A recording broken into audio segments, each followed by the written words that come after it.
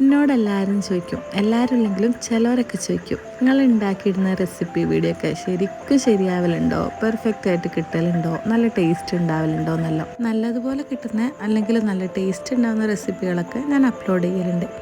അപ്പം എല്ലാം നല്ല പെർഫെക്റ്റ് ആയിട്ട് കിട്ടിയാൽ ഇടയ്ക്കൊക്കെ ഇതേപോലെ പണി കിട്ടുന്ന ചില റെസിപ്പീസും. നല്ല ചൂടൊക്കെ അല്ലേ, അതുകൊണ്ട് തന്നെ തണുപ്പിക്കാനൊരു പുഡിങ് ഉണ്ടാക്കാമെന്ന് വിചാരിച്ച്. വീട്ടിലുണ്ടായിരുന്ന ബ്രെഡും അതുപോലെ പാലും പഞ്ചസാരയും പാൽപ്പൊടിയും ഫ്രഷ് ക്രീമൊക്കെ എടുത്തിട്ട് ഒരു പുഡിങ് ഉണ്ടാക്കാമെന്ന് വിചാരിച്ചു. ഞാൻ ഉദ്ദേശിച്ചത് മിൽക്ക് കേക്കിൻ്റെ അതേ രീതിയിൽ ബ്രെഡ് വെച്ചിട്ട് ഉണ്ടാക്കാമെന്നായിരുന്നു.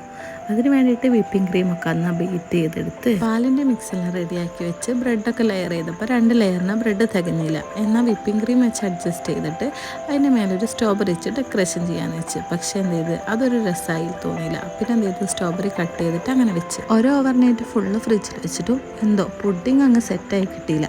എന്തായാലും നമ്മൾ ഒരു ഇത്തിരി പോലും ബാക്കി